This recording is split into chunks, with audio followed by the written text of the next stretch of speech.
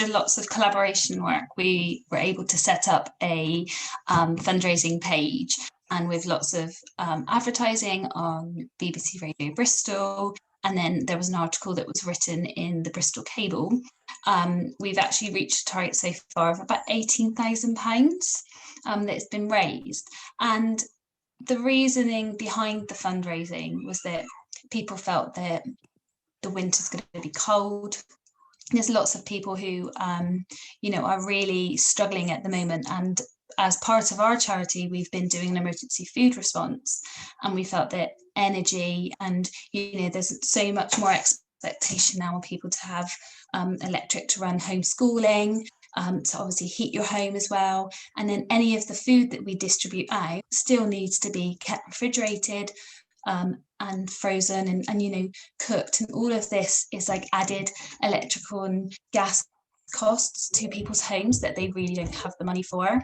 So it was a great opportunity for collaborative working and really in quite a short time scale as well, to pull everyone together across Bristol to raise the money. So we're at the stage now where once we got to £16,000, we had a meeting, and there are 5 organisations across Bristol, and then each organisation was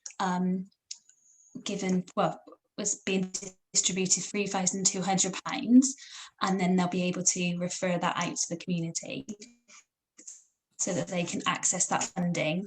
And then with the rest of the money that we fundraise, we'll then look at distributing that again. So we're just at the stage where the money that's raised is finally gonna reach people that need it in our community. So job well done, guys. It's great news. And personally, the story we're hearing on our food response are heart-wrenching. There are a lot of proud people within the community, and asking for help is definitely not something that comes naturally. And many times we've had people refer in on behalf of a neighbour. They rang us and said, we're really concerned. And then once we've got in touch with people, we're identifying the need there. So it's a good news story, and I'm sure there's plenty more work to be done. But it's not a lot of money, but to someone to have an extra 30 quid, 40 pounds, to top up their gas and electric, that really can take the pressure off of them for that month. So well done, guys. Thank you. Thank you so much, and thank you to everybody who's been sharing the link as well. Obviously continue to do so. We've had a really fabulous response, and quite quickly as well, which has been fantastic. So we're able to get the money out as quickly as possible during this time. So thank you again to everybody. Well, I think I just wanted to add in a technical point, which is that we're recording this meeting. We've been recording all of our open meetings over the past few months because that allows people who can't attend to be able to participate. We will not be recording any of the breakout groups. It's only the presentations and the question and answer session that happens in the main room that gets recorded. So when you're in the smaller room, it doesn't get recorded, and the chat will not be recorded either. So if you don't want to be on the recording, you're welcome to put your video off, and you're welcome to make your main group conversations by typing into the chat instead of having your face on the screen. Thanks. Thank you. Sorry, I probably should have said that at the beginning. That would have been on my list. So yeah, thank you very much. So Will, I think you're on the agenda next. Yeah, hi. Is it possible to share screen, Amelia, or do you want to just do a quicker thing? No, that should be fine. I think Amelia needs to give you permission. Okay, cool. All right, so yeah, I was just going to give a very quick update from Bristol Energy Cooperative. So we're working on a number of things at the moment. Hydro scheme, microgrids development, new rooftop PV, battery storage, the Zero West project, which, as you may have heard, got some funding recently for a study with Transport for Greater Bristol. And you may have come across our share offer, which is currently running on the FX website, and we have had a really good response to that. We've raised over 1.3 million for new community-owned projects. So yeah, there's definitely still of interest in developing community energy projects, and we're hoping to reach a target of 2 million by the end of March, and that will go towards a number of different projects in those categories there. And yeah, we've welcomed over 400 members, I think, just recently when we drew down some of those funds, and there'll be more welcomed in the next couple of months. We've had some particularly good news with the Hydro project recently, which has just been awarded its EU grant of 1.15 million funding towards the project. So that is a huge milestone for us, and will, make the finances stack up. So we just got confirmation of that last week. This is at Netham Weir. We're planning to put in a 300 kilowatt hydropower project that will look something like the picture on the right, and community owned. And the other thing we're working on at the moment, in particular, is microgrids under the microgrid foundry model. And at Water Lilies, they're planning to put in microgrids with battery storage systems and heat pumps, and it really just makes the best use of these technologies all working together. And it's a really good model for the future of how new build eco-friendly developments should be done. So it's very sort of future focused. And this is a picture from last month on site. It's all under construction and will be operational, relatively soon. It's actually happening. So yeah, progress being made. That's it for me.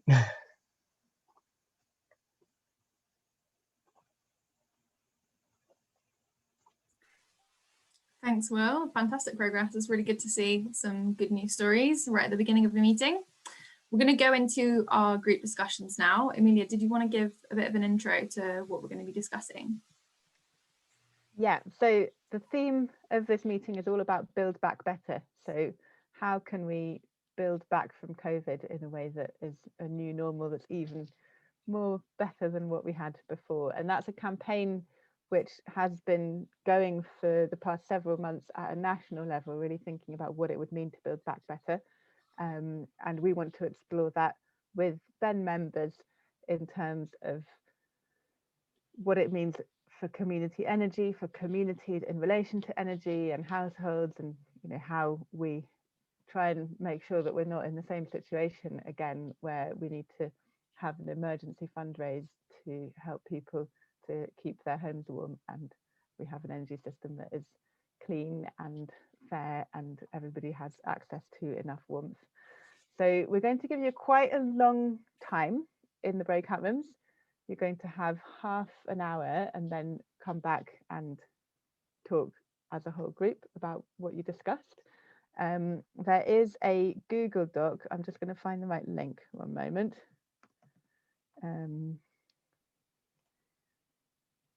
So there's a Google Doc where we're going to ask each group to have a scribe and to have that person be in the Google Doc and type the discussion that you have, so that we have a record of it and we can write up some notes from it. And there are four main questions really for you to think about. So one of them is, what does build back better mean to you?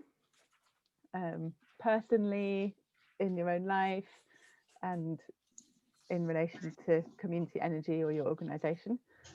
Secondly, what about engagement and participation? So what engagement is working at the moment? How do we make sure that it's fair and everyone can participate?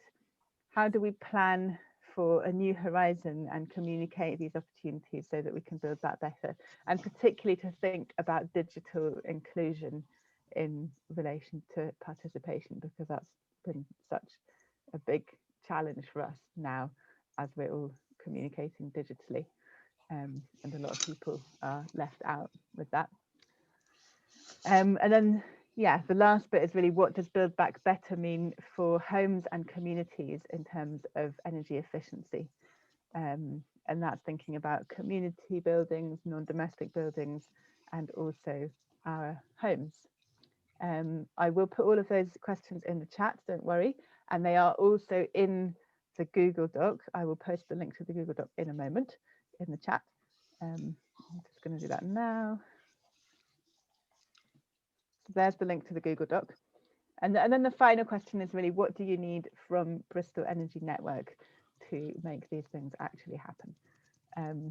So it's quite a lot of things to talk through, but it is a half-hour session. And I'm going to put you all into the breakout rooms. If you're not sure about anything, just stay in the main room for a moment before you click on yes to the breakout rooms, and you can ask any questions, but hopefully that's clear enough, and at least a few people in the room will be able to, or you need access to the document. Let me just check the sharing settings. I'm going to click on the breakout rooms and then I'll check the sharing settings on the document. It will be that link, and then yeah, make sure that there's a scribe in each room who can add notes to that document.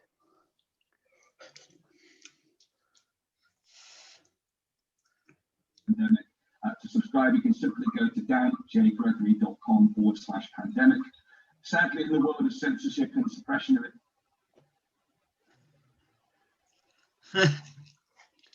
Little extra broadcast there.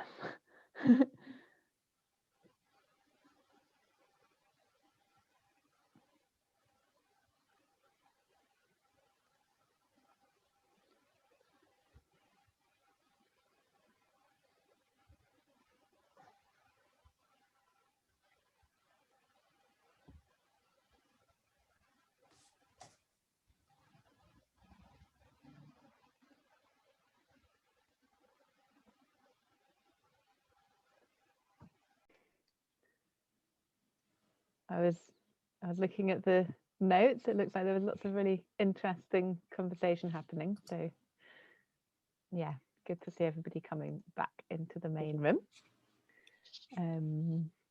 I've put the recording back on for your information, and I think everyone's back in the room now, hopefully, although there seems to be a lot less people. Oh, here we go.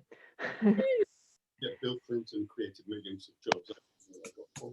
Oh, sorry, I've got my video off. That went by pretty quick, didn't it? Yeah, it was pretty full half hour. So but we did give you a lot of questions. So yeah, just so you know, the recording is on again, and we're just going to have a couple of minutes for people to feed back from the breakout rooms, and we've got that written record of all of the details, so that's what we'll be going back to really get that summary from. So for now, we'd just like to hear a few things that people found particularly interesting, or things that you'd like to share with the group, rather than a full summary of we talked about this and this and this. So any kind of insights, please put your hand up either by waving on the video, or by digitally put your hand up, or put a little star in the chat. Kirsty. I just wanted to say that when we did our group and we were talking about what does Build Back Better mean, I was explaining that the mayor had actually shared our Facebook post and around the COVID emergency no cold homes, and they'd also explained that because of seeing stuff that we've been doing, it helped them recognise that there was the need, and that released some extra funding through Bristol City Council. And it's like, that is a great example of how collaborative working can actually bring about change. So Build Back Better to me still means everybody working together, because we've had one sort of enemy, if you want to call it, with COVID. People have all rallied together, and then as a result, that's brought around lots of positive outcomes. And I feel like in order to move forward, we need to almost look at climate as being like a mutual enemy, and that we, you know, collectively work together to help make change. So yeah, that was like one of my big ones that I wanted to point out. Also to basically Buildback Better would be around sustainability and also equality, so making sure that everyone was included and brought along on the journey. Thank you. Oh, really nice and optimistic, which is what this is all about. Anyone else want to share something? I can share from group 5 if you like. Yeah, I'll just read out something that Laura's put in the chat. So so that someone came up with a really good description that Buildback Better means build back fair. Yeah, like that. Yeah, really great. Yeah, Jenny. I mean, we had lots of different ideas, but when you look at them as a whole, they all seem to be about kind of enabling grassroots action. And, you know, none of what people were coming up with was like miracle technologies or like stuff that needs inventing or whatever. It was all stuff that basically what communities are already doing and trying to do and have been doing for years, but things that open the door to let it happen better. So, you know, making land available for self-build, making land available, or assets available for renewables, opening up green jobs, you know, help letting people do the jobs themselves, opening up opportunities for people to get involved in local energy projects, even if they don't have money to invest, but maybe they have time. So it's all stuff to do with that, which, yeah, it was a really upbeat conversation, I thought, even though we recognise the challenges we face at the moment. Great. Someone else want to share something? I can share a bit from our group, if that's helpful. So in our group, we covered quite very interesting, many different things to do with housing, whether that be new modular housing or the problems we face with our old housing stock and how that's retrofitted. But the things that really came out, including the housing and then the communities investing in that and such like, is all about longevity, really, that Buildback Better should be about longevity, whether that's things like housing, but also community with them using what we already have, skilling up who we already have and what we already have.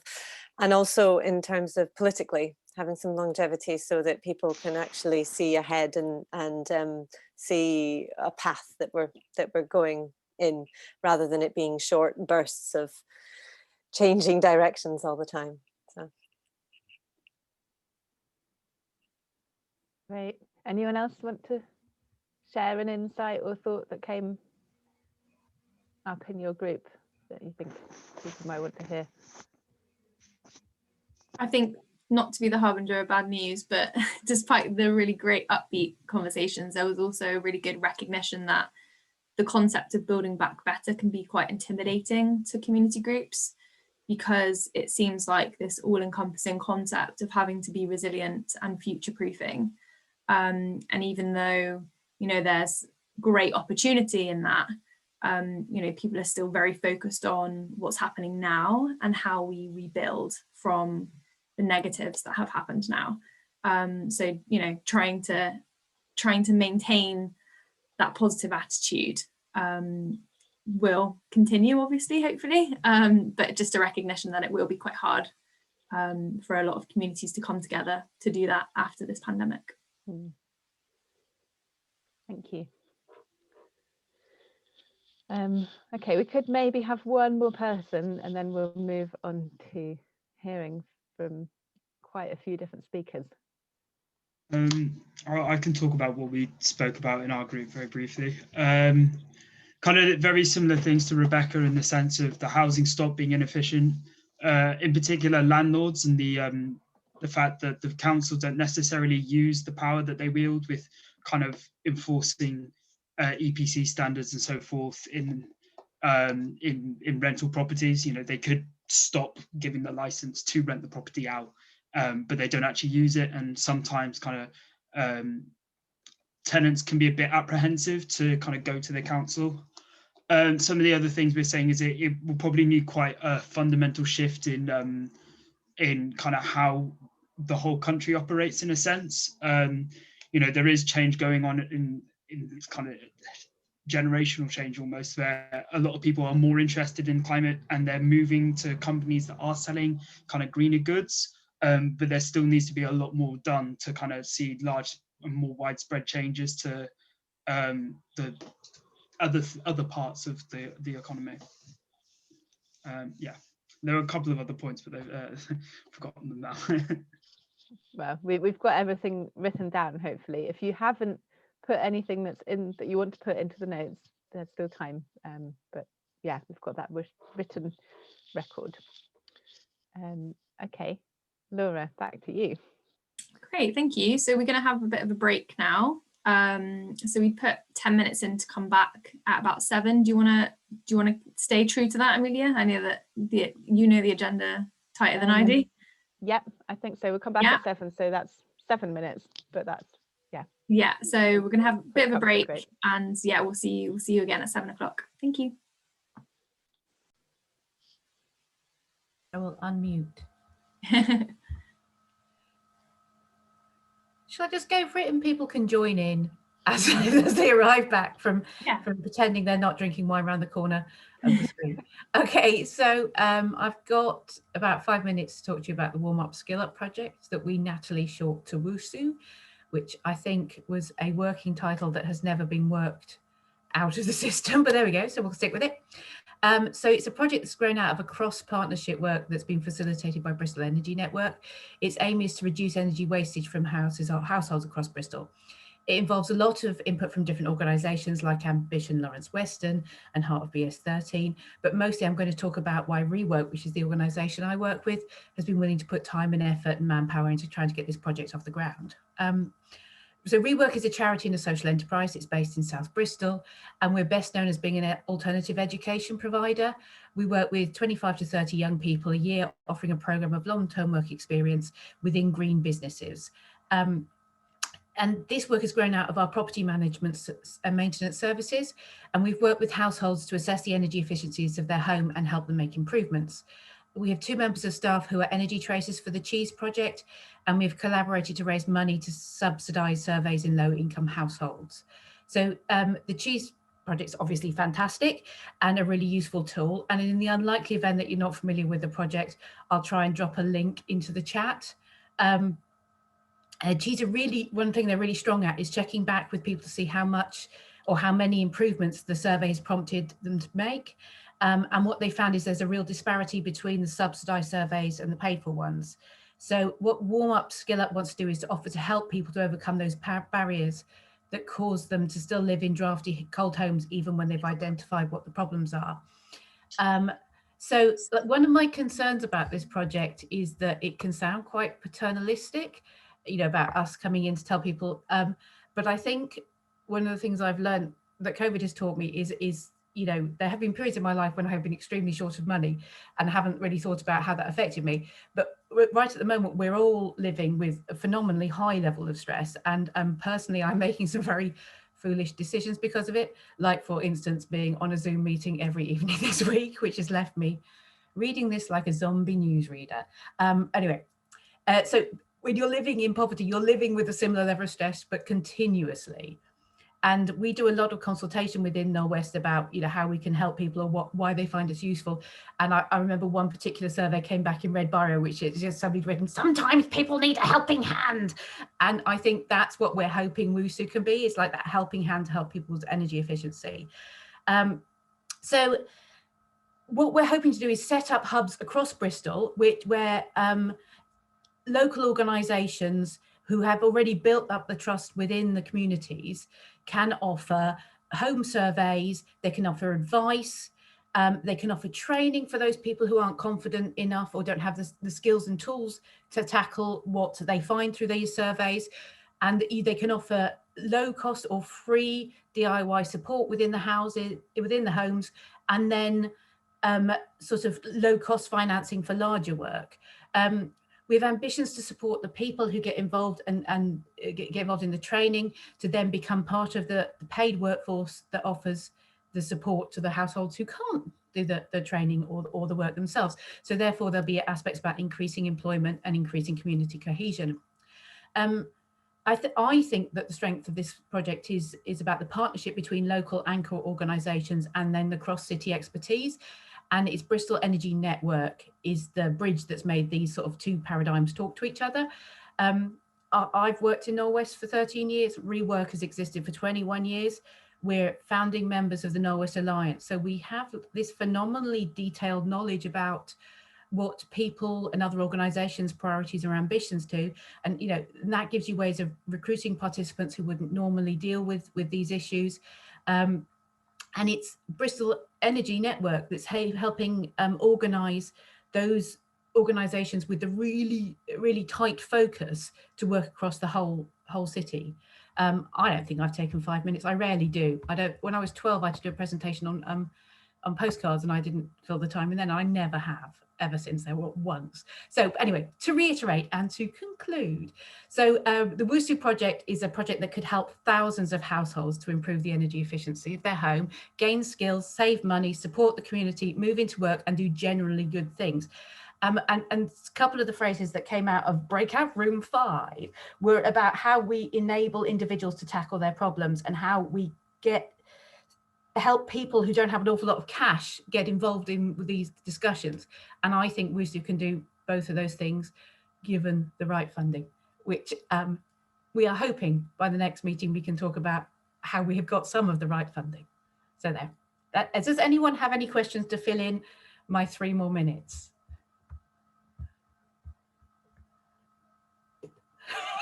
Thank you, Judith.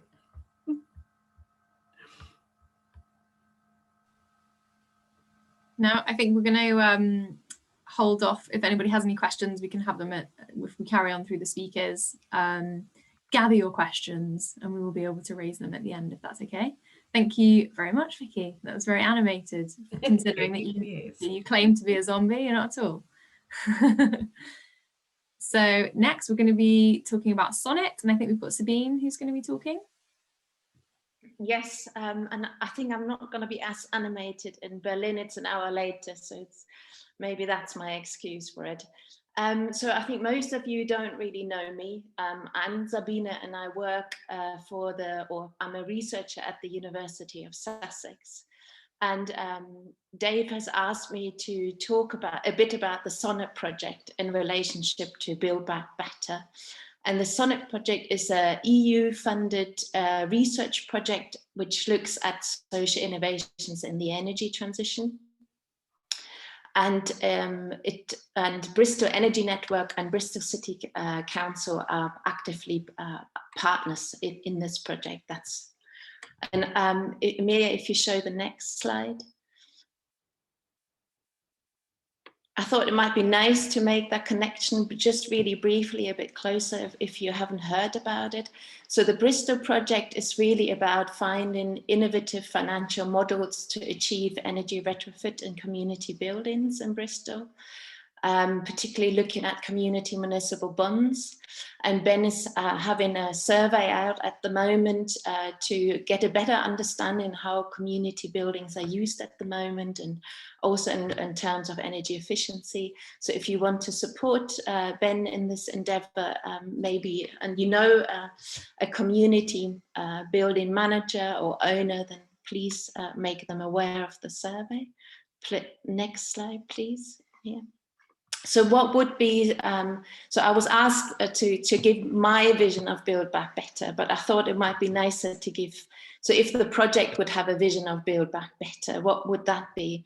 And the project is about social innovations in the energy sector. So this vision would probably entail sort of opening up existing innovation portfolios and pathways. So often we see innovations being supported from industry and the government, and this actually would mean a real recognition that there's a lot of innovative activities also within civil society, and that recognition also being able to get that support for it. And then when there are debates about what innovations are preferable for the future and which ones are not, so what kind of innovation mix do we want to have? probably Sonnet would say that's not just a technological question, so it's not about the types of technologies we want, but it's also a social question, and therefore also a matter of democracy. And that means in that vision would then need to be entailed, and I think a lot of you have mentioned this already, is how do we give access to the least powerful to have the capacity to actually be involved in these innovation processes, and therefore also in building back better. Next slide, please, Emilia. So Sonnet was actually created before the virus, and there was a time before the virus. So that vision, sort of, are we working on that vision? I hope we're partly working on that vision. But Sonnet brings together a really diverse group of people to make sense of social innovations and how they can bring about a more sustainable energy system. And it's a transdisciplinary project, which means it's not just academics across Europe working on this, but actually partnering up with cities, so city administrations and local groups, and having several meetings to discuss what we're finding and what we sort of the projects that are being done locally. And the next slide, please, Amir.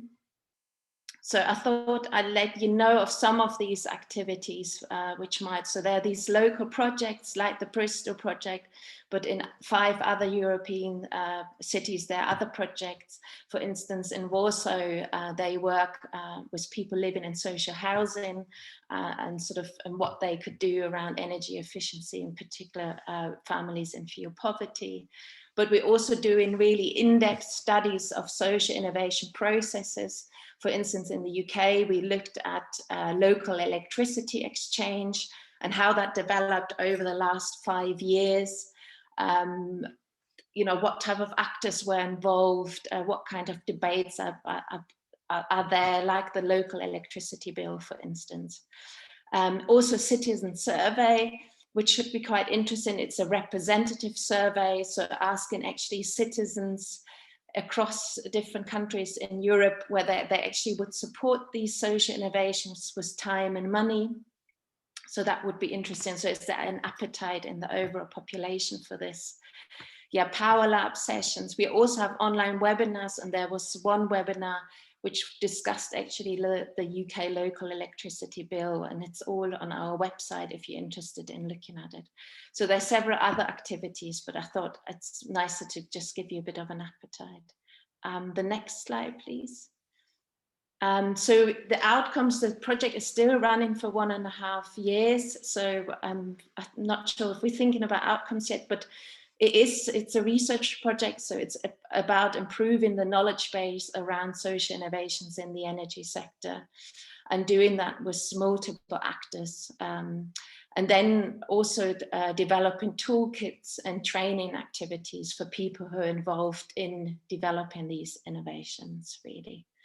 Yeah, and I think the next slide showed some of the partners, so that you can see, Mannheim is a city in Germany, and also the other academics partners. So it's France, Poland, Switzerland, Germany, the UK. Yeah, I think that's all of them. And I think the next slide shows sort of if you're interested in sort of how you can look up more about the project.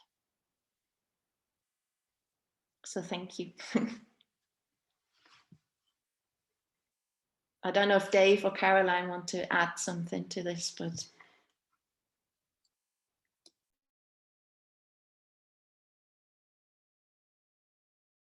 So I just unmute, sorry. So yeah, thank you, Sabine, for describing the Sonnet project. I think it's important to recognise that other things that are happening outside of the city and trying to bring that learning back to Bristol where we can find it. So this is Sonnet's an innovation project, and so we'll be exploring with community buildings roadmaps to help them to find ways to become energy efficient. And so we've got 12 energy audits that we're currently offering to community buildings, and we've got a list of community buildings that that belong to Bristol City Council, because those are the ones that we're looking at the moment. So if you are interested in finding out what your local community building could be doing to become more energy efficient, do get in touch. I'll put my email address in the chat so we can send you round the survey link, and perhaps we can send details of how you can get involved in the project. In fact, I will put the project into the chat as well, where you can access the project link as well. The next stage of the project is citizen engagement, about how we engage with our communities once we've done those surveys. So we'll be in touch with BEN members and organisations to reach out to see what level of interest is in engaging in investing in community buildings, and to see whether the city's ready to support their communities by investing in them and supporting them to become potentially hubs where information could be shared about improving our own homes, or other as educational hubs, as some of the discussions have had today. So those are the sorts of things we're looking to explore with BEN members. Do you want to say anything else, Caroline, on this? No, don't think I do really. I think you and Sabine have covered it really well. You know, it's really nice to be part of a wider European project, and we're hoping through understanding our community buildings better and working out ways of helping to finance energy efficiency improvements, we can use them as ways of engaging better with people about energy as well. So it's sort of multi-purpose really, and why we're getting engaged with the project. Brilliant, thank you so much. We also have Marion with us, I think, who is going to be talking about the grants that are available from WECA for businesses and energy efficiency. Yep. I'll just share my screen a second. Thank you.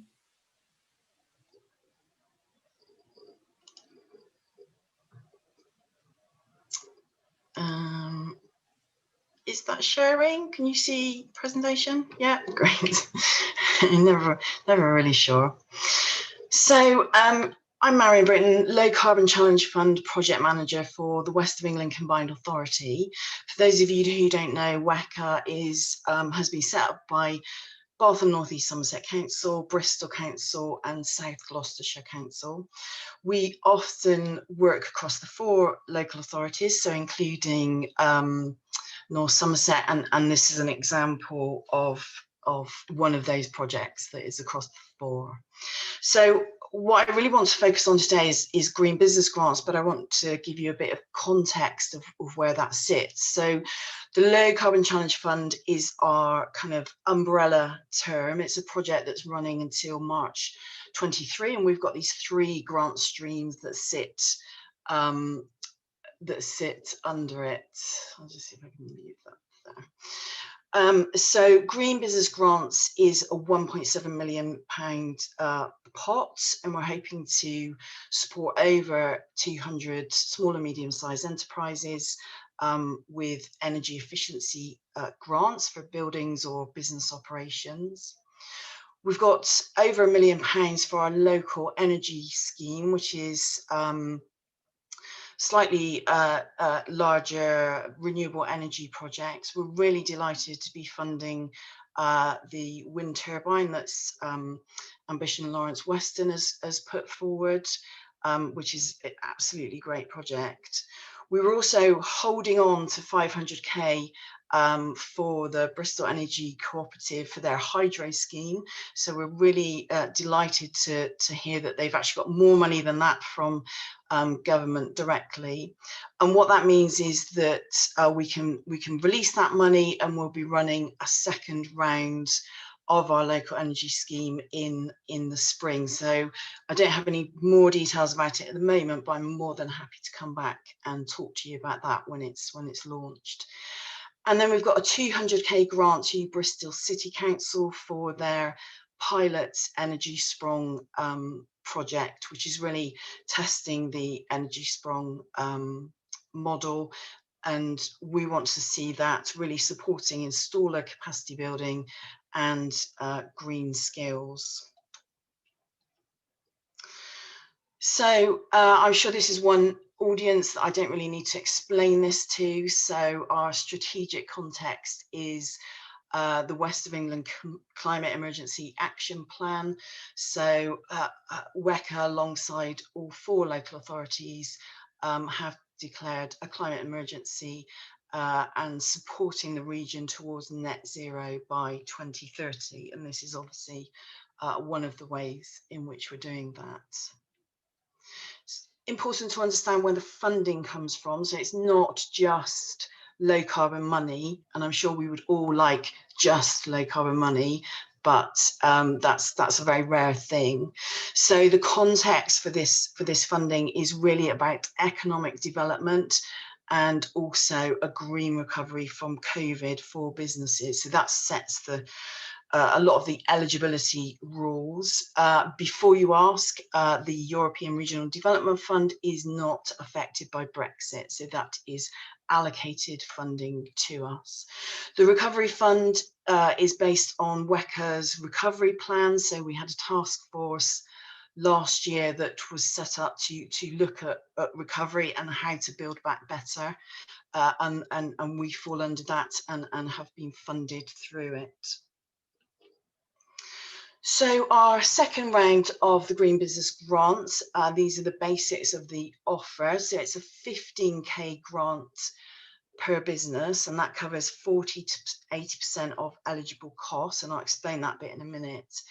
It's capital grants, so very much energy saving improvements for buildings and the equipment that's in those buildings, and businesses have about 6 months to complete. So it's open to SMEs based in the West of England and those that are VAT registered.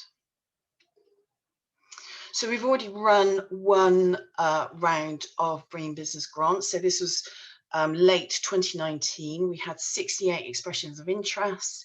We were able to do 54 free carbon surveys, and we awarded 24 SMEs grants. So we've already allocated 12% of that £1.7 million pot. I think without COVID, we would have converted probably more like 40 grants out of that first round.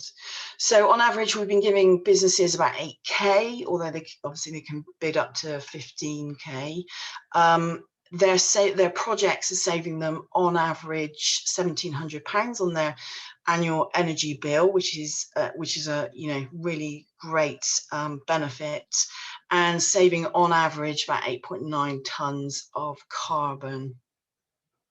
So in the first round, it was a flat rate of 40%.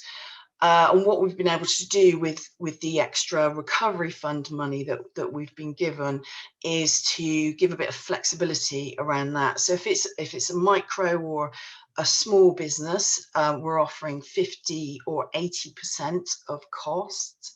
If it's a medium-sized business, then it's 40 or 60% of costs. And what that relates to is the standard rate is measures that we're already funding at the moment, pretty standard retrofit measures around heating, lighting, equipment for production machinery and manufacturing machinery. We've done a few of those. And then we've got this higher rate, which is 60% for medium businesses or 80% for small.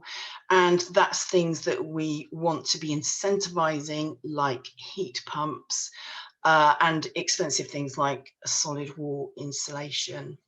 So unfortunately, this high rate isn't available in North Somerset. They can still get these measures funded, but because they're not in the combined authority, we can only offer them the standard rate. So those are the types of things that we're funding. Part of the process, the customer journey, is that we give businesses a free carbon survey.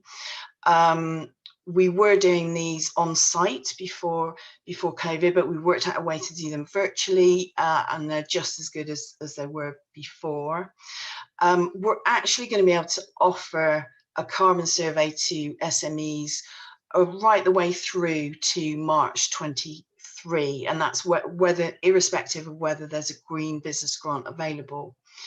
So we think there's real value in businesses understanding their energy use, understanding their carbon emissions, and understanding what they can do about it, because lots of businesses won't have that information. So that's obviously alongside the Green Business Grant. So a little bit more on detail on the Green Business Grant eligibility. So obviously has to be part of the 4 authorities. They've got to be economic enterprises. So this isn't a grant that's available to charities, community groups, healthcare organizations, educational organizations, those types of groups. And that goes back to that funding narrative that I spoke about earlier, that is really about economic development. I should say charities can apply through a trading arm. They've also got to be a legal entity, so we can't fund sole traders and partnerships. And they've got to be trading at least 85k. Yeah, so I think that explains our eligibility, and all this is set out in detail in our grant guidance. So green business grants are now live. The grant window opened last week, so this is a very new initiative, and we're running it until 25th of June. We've got £1.7 million to spend, so it's quite likely we'll have another grant window later in the year. So it's very simple. Businesses just go to our webpage, they fill out a small expression of interest form, and that automatically triggers an application pack that's sent to them. They then fill that out. We look at whether they're eligible, but we also do the carbon survey at the same time. So that is Green Business Grants. Thank you very much, Marion. That's really interesting, and hopefully some of the organisations we have links with can take advantage of that. So that's really fantastic. We're now going to be talking with the Energy Champions to talk about the role for local neighbourhood energy groups in promoting both the WECA grants and the Sonnet project to local communities and to community buildings as well. So I think we're going to hear from one of the Energy Champions, I'm not sure which one it is, sorry, about the work that has been happening around promoting Sonnet to community buildings. I think that Ellie and Jenna are going to do a double act. Oh, brilliant. Okay. Hi, Ellie. Hi, Jenna. Hi. Hi, I'm Ellie and this is Jenna. Hi. So we recently became Energy Champions.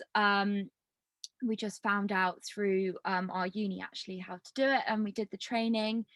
And we realised that there was a bit of a lack of understanding on the students' half about renewable energy, efficiency of houses, and this is something that was brought up in our discussions earlier actually, about student housing commonly being really inefficient. So for example, our house doesn't really have double glazed windows, our heating's pretty inefficient, and we wanted to learn how we could maybe change our energy provider to have more efficient energy, and try and communicate that information out to other students as well.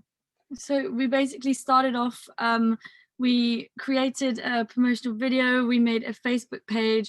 So we thought we would just try and reach out to as many students as possible, because we had this training through the Bristol Energy Network. We tried to reach out to friends and sent all the invites through our Facebook friends, and got everyone to like our page. And so now we regularly post posts to kind of inform students of little things that they can do to make their energy efficiency, like improve it in their household. And we also are trying to kind of get students to talk to their landlords about the efficiency of their home. Like Ellie just said, our efficiency is pretty awful, and we're paying a lot of money to reheat our home continuously. So yeah, the moment we're aiming to inform students and just educate them, make them more aware, because we felt like there was the lack of awareness with students of what they're doing right now, and that they have this responsibility as the future generation to kind of do something about it. So that is basically what we're trying to do as UOB Energy Champions. Yeah. If you also want to find out more, we have the UOB Energy Champions Facebook page, and yeah, we have a lot of information and a video.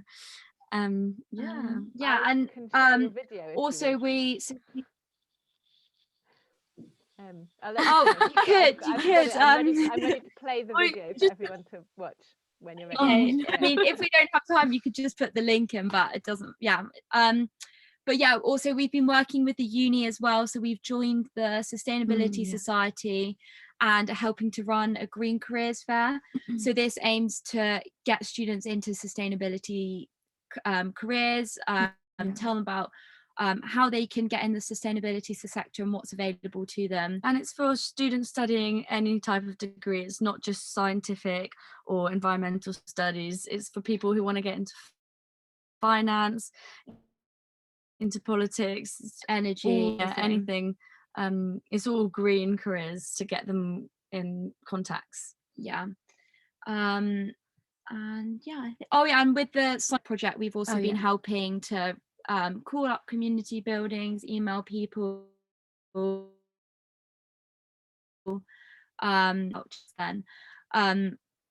yeah, so we've been helping out with the Sonnet project and a couple other things with Bristol Energy Network as Energy Champions, but our main focus is on the student side of it. Yeah, so if you know as well, feel free to struggling with their a student with their household energy, or anyone with their energy, or someone that wants to be an energy champion working for like the University of Bristol students. Send them on. Brilliant, thank you so much, and thank you for your passion and your effort for making change. It's really appreciated in being in the city. Do we have time to watch the video? Yeah, let's watch the video. Maybe a minute and a half, I think. Okay, let's see. Play. I'm trying to save my energy bills by not turning on the heating, but I just can't focus on my work. Hey, you! Who? Me? Yes, you! You can save money and have your heating on and reduce your carbon footprint all at the same time. So I can save money and have my heating on. We can also help you choose an energy provider that's perfect for you. Follow us! Oh, great! Thermostats are placed in corridors to try and measure the temperature of the whole house. However, it's exposed to lower temperatures. It might be 21 degrees in your living room, yet the thermostat sees 17, telling the boiler to stay on. This wastes a lot of energy. Measure out the amount of water you need in a cup before boiling. This won't waste energy and will save you £14 a year.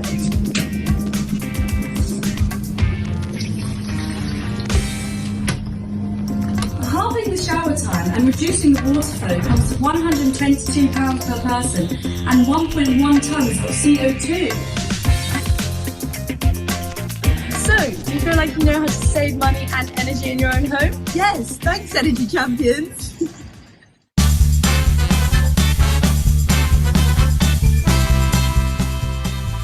Visit UOB Energy Champions Facebook page for more information, or email us on this email address.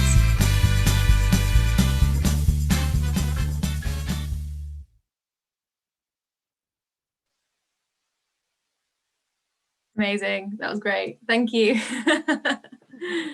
That was really good. It reminded me of being a college student, so you're not the first, but you know, hopefully you'll soon be the last college students. Thank you so much. I think we're going to have Rachel now to speak about some of the Energy Champions work. Okay, hi. Thoroughly enjoyed that video. It was brilliant. So I am just coming from another perspective. I've been an energy champion for a good few months now, and it's been been doing a lot with the WAM project, so the Warmer Homes and Money projects, and so we have been trained up in how to help people switch providers to find out if they can save money on their energy bills, which was a great training to go through because I was paying £300 too much a year, I discovered through my energy bills. So on a personal front, that was a great training to go through. And the whole idea is that we were trained up, and then to be able to try and go into the community and talk to people and encourage them to consider switching energy suppliers, and to talk to people about the warm homes discount, which a lot of people don't know that they might be eligible for. So that was great training and wonderful, ready to go. And then unfortunately, when the way that we would usually go about that would be with some face-to-face action in community groups and the like. So that's been a bit of a challenge during the various lockdowns. I did manage in between, when there was a bit of, well, when we were lockdown free, when we were just on restrictions, I managed to get to some community groups in Easton and had some really productive discussions there. But it is something that we're looking at and trying to find ways where we can engage and especially engage with people who might not feel comfortable using online platforms. I was able to give a Zoom talk to volunteers for the Southmead Community Trust. So that those are people who go and visit isolated people in the community there. So I was able to talk to them about switching energy suppliers and the warmest home discount so that they could take that out to the people that they support. So that was one way that we could do it digitally, but we're still looking at other ways to engage on a digital level. So that's just another aspect of the Energy Champions. And just another little promotion for the Sonnet project, that if you yourselves or your organization is in a community building, to please get in touch, or if you know a local community building in your area, please do get in touch. It's a great project and we'd really love to hear from you. And just to add to that, if you're part of a neighbourhood energy group, the Sonnet project is a really good opportunity to get to know community organisations in your neighbourhood, and you would be really welcome to join the Energy Champions in making those phone calls and contact with community building managers, and starting to build those relationships through a really practical project. I've put the link in the chat if anyone wants to follow up with their local community building. Brilliant, thank you. So we're going to be moving on to the policy and strategic context now of Build Back Better and what's happening in the city. So we have Aisha, who is the chair of the No Cold Home Steering Group, who's going to be giving us an update.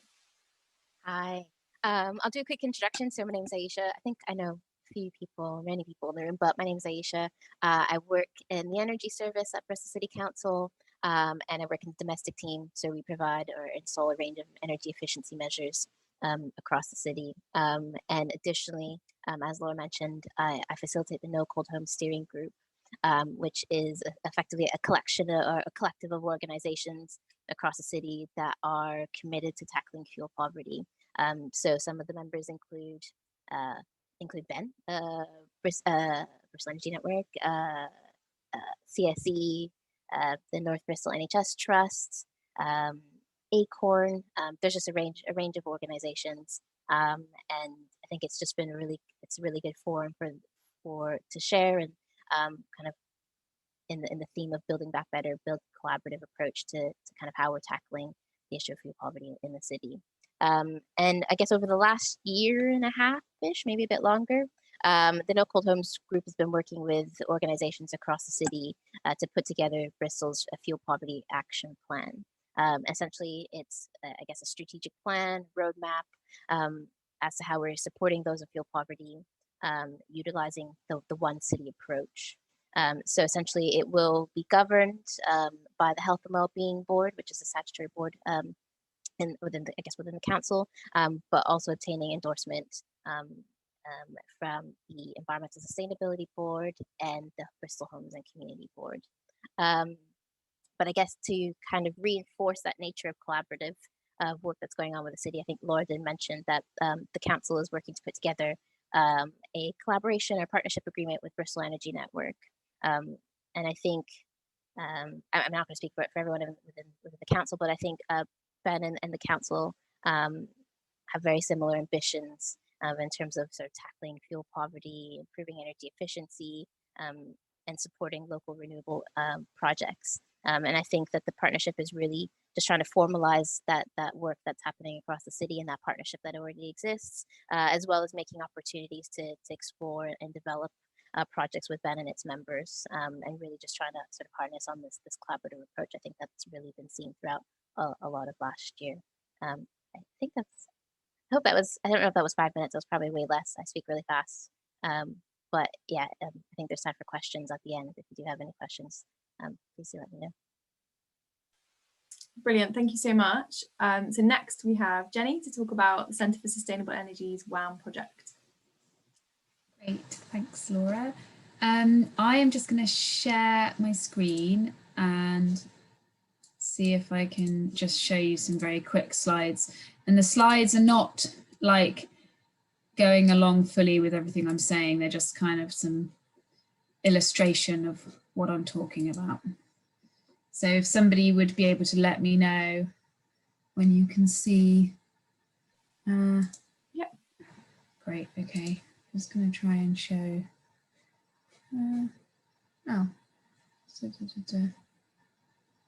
Slideshow from the beginning. Okay. Oh, hang on. Oh, that's actually really. If you go on display settings, you can swap which screen is showing it, I think. I've got 2 screens. I wanted to have my notes on the other screen. And yeah, do the slideshow again, and then yeah, yeah, click on that. Okay. And then in the middle at the top, it says display settings. Oh yeah, okay. You can swap presenter view and slideshow. Ah. I recently. It's done it again. Yeah, no, it's the right way around. But I couldn't see my notes because my notes were on a Word document. I've got 2 screens. I'm just going to show it to you like this. I'm sorry about this. I'm going to make it a bit bigger because the notes below some of these slides are not my notes there. There we go. My hastily composed notes. So I'm here on in lieu of Lisa Evans, who is the program manager for WAM. She wasn't able to make it this evening, so she has divulged some more up-to-date information on the WAM project for me to share. So WAM is an innovative model. It's set up by CSE, and it's for supporting Bristol and North Somerset's most vulnerable residents, giving advice on energy, money, benefits, and carrying out home repairs. It's an almost unprecedented example of multi-agency working. This has all the partners on, including Ben. So just to give you an idea of where we are now, since March, we have had 674 new referrals into WAM, and that's just the referrals that have come sort of spontaneously through the CSE advice line. So that's with no promotion and no outreach. And the majority of those clients need in-depth casework support over a period. Due to the unprecedented level of demand for the WAM programme, we currently have a 4-week wait time for referrals to be picked up by a caseworker. And on average, cases are taking about 6 months to complete due to the level and complexity of, issues that people are facing. People are often in a really complicated situation, and we're talking to a lot of people who need help paying for fuel, essentially. So the latest report that we drew down about the WAM project showed that every single person on the list is in receipt of income-related benefits. So this is a service that's providing support for people on the lowest incomes. Most typical WAM clients, I mean, obviously there's a whole spread of people in different scenarios, but a typical WAM clients are fairly young, so aged averagely 25 to 35, lots of single parents and lots of single adult households. Typically private renters in poor housing, and a lot of them experiencing kind of poor enforcement issues. So where landlords or letting agents are not enforcing basic housing standards. Lots of people struggling with difficult to understand heating systems, billing issues, payments issues, and Lisa was saying today that they're seeing some really archaic payment methods still out there. So for example, they're currently supporting a client who has to go to the letting agent to collect the prepayment key anytime they want to top up their electric, and they're only able to do that during office hours. So, you know, they're dealing with lots of really annoying and kind of illegal issues like that. They're supporting a lot of clients with mental health problems.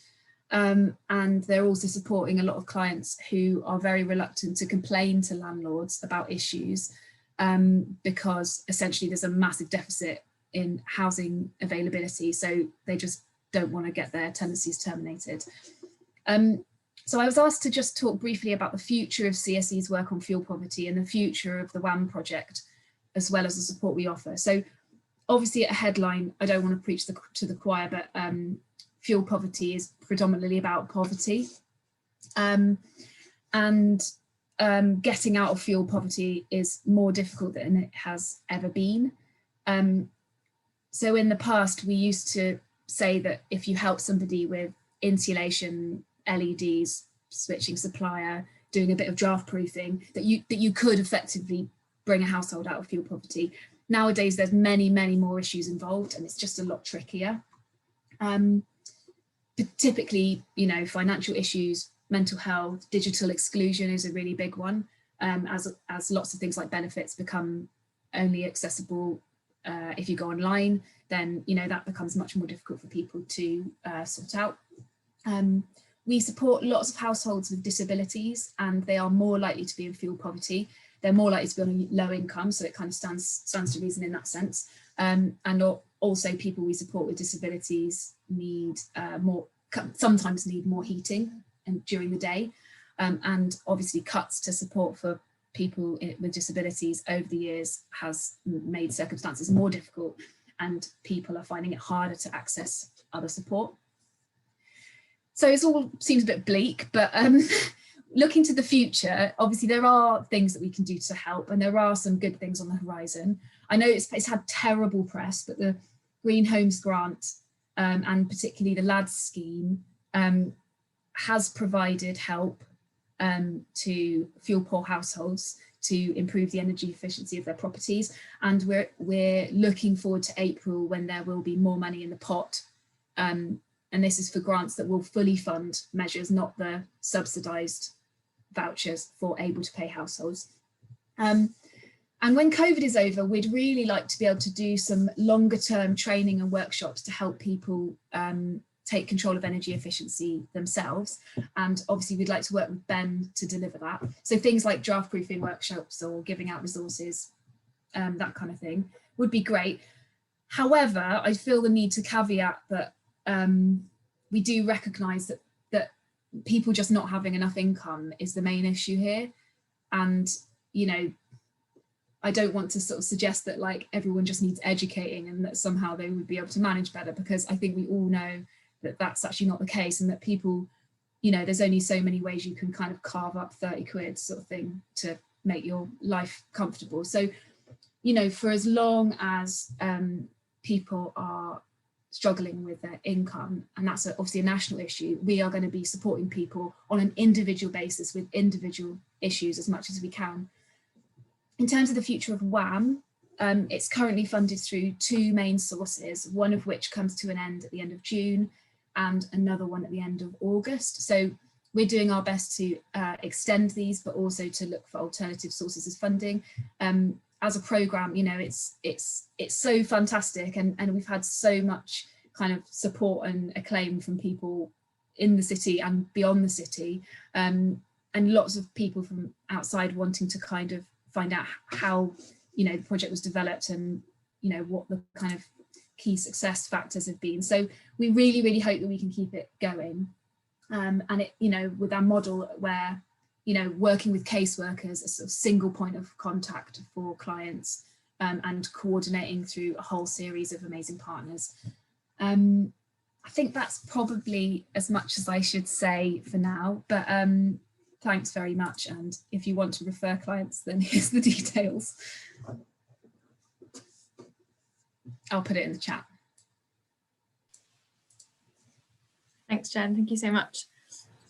So we're running over a little, maybe about 10 minutes. So we're gonna, we will give Rebecca her time to chat about the policy context. But if you've got any questions and you can't stay over for 5 or 10 minutes, then please pop them in the chat and we'll make sure that we get back to you with any responses. We'll have a little bit of time to ask Marion some questions because I'm conscious that she may not be a returning speaker for a while. But yeah, we'll hand over to Rebecca for now to give us a bit of a context on what's happening around policy. Cool, thank you. I'll just give a really brief update on our policy work. So over the Christmas break, we submitted our response to the government consultation on improving the energy efficiency of privately rented homes. So thank you to everyone who inputted some information into that, who looked at the draft, and particularly to our 2 interns from Bristol University, Grace and Rihanna, who did most of the legwork on that. Moving on to our next body of work, in December, the government posted the energy white paper. That's kind of a massive, almost 200-page document. So I've been going through that recently and picking out the key kind of relevant parts for Ben and our members. So I'll write that up soon and get something up on our website for people who don't have the time to read through that massive document. And also with that, last week, me and Dave joined a meeting with some of the members of the Bristol Advisory Committee on Climate Change. And we're now part of a small group who are taking that kind of UK government level energy white paper and picking out what's relevant for the Bristol context. So I've been kind of leading the bit of work there, identifying the key opportunities for Bristol and the key kind of challenges and policy asks. So it's really great that we're involved in that bit of work and we're kind of liaising with the Climate Change Advisory Committee with that. So if anyone has looked at the energy white paper and has any kind of comments or anything they want me to kind of feed into the bit of work that we're doing on that, feel free to send me an email. And finally, looking into the longer term, there's going to be a lot of policy consultations coming up this year. The energy white paper mentions quite a lot that's going to be quite important for us. So I'll put together a list of the key consultations, when they're going to be, and I'll try and coordinate our responses on responding to as many as we can. So yeah, I think that's all for now.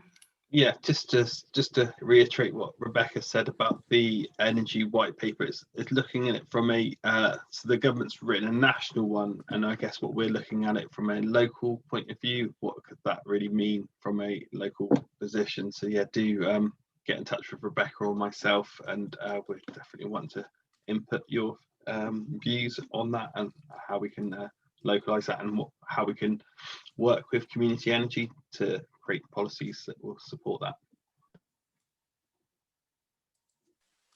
Brilliant, thank you so much. So we've got some time for some questions. I don't know if anybody has any questions for Marion about the WECA grants that we could go with first.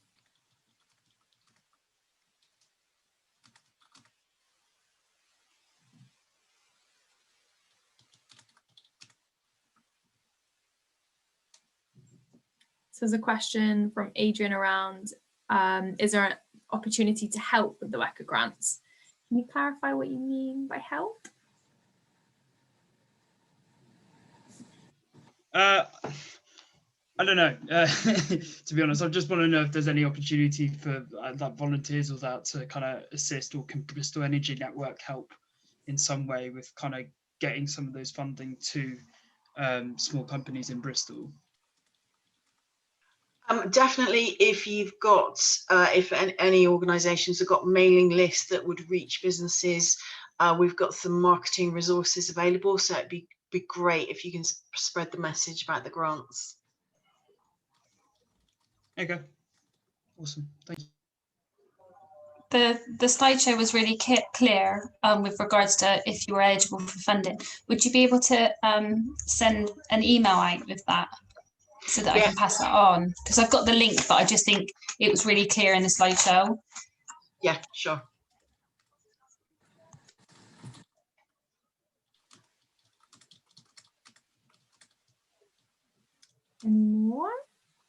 Any more questions in general to any of the other speakers from this evening? I want to be a bit of a pain. I want to ask a question again, but to the two energy heroes from the university, if they're still on. It was just around how obviously going to university, suddenly you find out about energy and the costs and, you know, the fact that it isn't fair. Do you think, is there any work being done where then you go and visit year 10, year 11 students within school settings so that you can like start having that influence on the younger generation as they move forward into university or becoming young adults that suddenly have got to fend for themselves? And particularly because the bit about careers and green jobs, the fact that you're already in uni by the time that you're looking at that, whereas it'd be some of the work that I really want to do with part of our climate action plan is to start getting that conversation talked about beforehand. So I'd really love it if when I'm in a position where I can talking to students, if I was able to welcome some speakers from the university or a Zoom to come and speak to the younger generation. Kirsty, I think noticing in the chat, I think they've gone, but I've written down what you've said because I think that's an absolutely brilliant idea and a great thing to put towards them. So I'll take a note of that, and at our next Energy Champion meeting, I'll bring that up because I think that'd be really excellent. It'd be really nice to connect them as well, sort of connect the generations a bit there. Yes. It'd be, brilliant. Thank you. Can I just ask a question to Marion Britton, please? Marion, are you linked in with SevernNet regarding the communications of the grants? SevernNet. Yeah, Kate Royston, SevernNet, the port? No, I don't think so. Okay, I'll send you her contact details so sure. You can, okay. Yeah.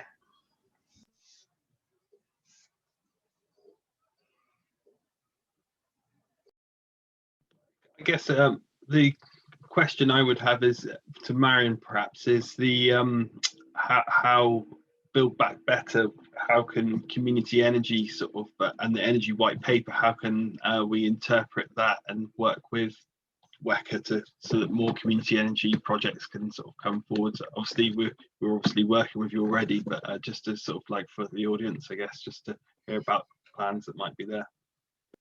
So I think the key difference that's happened over the last couple of years is the establishment of the Southwest Energy Hub. So they're based with the West of England Combined Authority, but cover the whole of the Southwest. But they're really about helping community groups set themselves up. They've got some funding through well, it's probably not going to help you guys, but they do have some rural community energy fund funding for projects that are coming through. But there is support there. So that's where I think the real key work that's going to bring through this pipeline of projects, and hopefully we'll be at the end of that pipeline with some capital funding as well.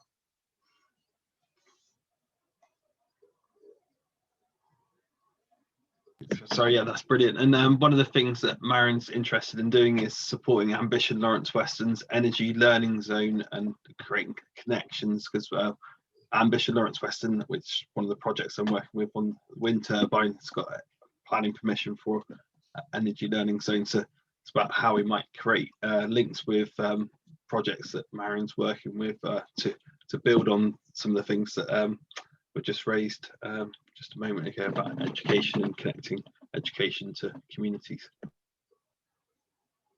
Yeah, so at WECA we've got a large people and skills team, so we're very involved in delivering projects around careers and skills and getting people into jobs, and very much having those conversations around how can we make those green skills and green jobs. So definitely things like the energy learning zone will be great for that. And is there something specific about the energy white paper that might be coming up, or is that something that's just being digested at the moment, or with WECA? Yeah, good question. Don't know. We'll come back to that another time. Come back to that. Brilliant, thank you. I mean, unless there are any other burning questions, I think we might need to close questions down now. If you have anything else, like I said, please put it in the chat, or we can provide contact details as well for making sure that you're able to contact Marion if you have any questions about the grants, for instance. For anyone that's able to stay, maybe 5 or 10 minutes, I don't know if there's any updates from any member announcements.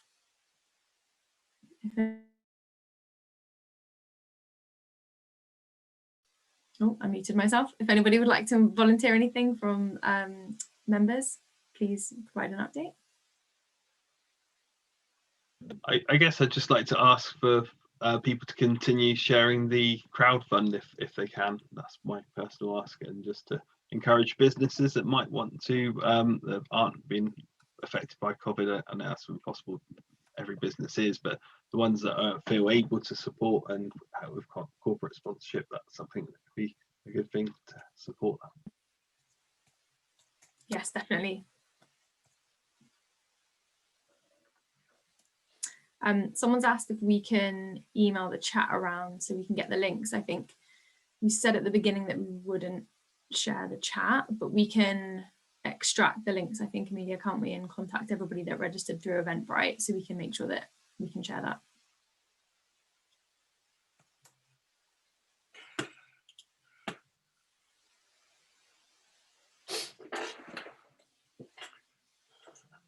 Or anybody else that would like to say anything?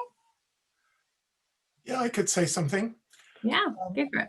This is David Saunders with Lockleys Love Solar. We've obviously been held up trying to put solar on roofs, not just because of COVID, but because we had a partnership organised with Bristol Energy, and that has fallen by the wayside. But we have arranged some funding from the credit union that will allow us to finance solar on roofs. And we're starting to think how that could be extended across Bristol, and how the Lockleys Love Solar model might be almost a model for what the council's calling for. The Climate Action Plan is calling for solar on 96,000 roofs within 10 years. That's every other roof in Bristol. 500 megawatts of solar. And the question is, who's going to own it and who's going to benefit from it? If the, it's like the renter versus mortgage question. If I'm in a flat and I'm renting, that money is going to somebody else owning the building. If I'm in a flat and I'm paying a mortgage, then I'm building equity. And the potential is for a dialogue within the energy community in Bristol, where we start to think, oh, the community should be owning and operating the solar on our roofs, not perhaps the City Leap partner that the city has making a commercial profit, but the community owning the resource, creating jobs in the community to install it, people saving energy, saving money on their energy bills, and revenue streams coming to community groups. So I've popped a link into the chat with a sort of discussion paper about this. Lockleys Love Solar started with a discussion paper and took 2 years to get going. So I'm not expecting this to be instant, but I think that we could have a really fruitful discussion about us in community energy expanding to operate our own community energy. There are lots of good examples of energy communities in Europe, which is a little bit more than the community energy group. These are communities that own their own energy. And I'd love to see that be a direction that we start to think about in Bristol.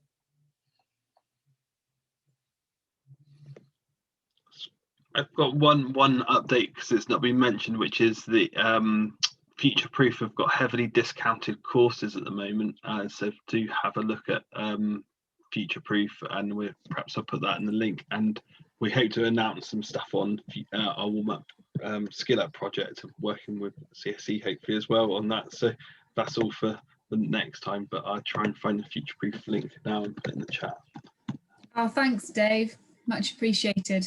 It's for skills and certification for businesses, so that they can, among other things, do Green Homes grant funded work. So it's to help people get the PAS with a view to getting more local SMEs able to do the work. So it's kind of support, training and hand holding through that process. Thanks, I've got to go for my tea. Nice to see you all.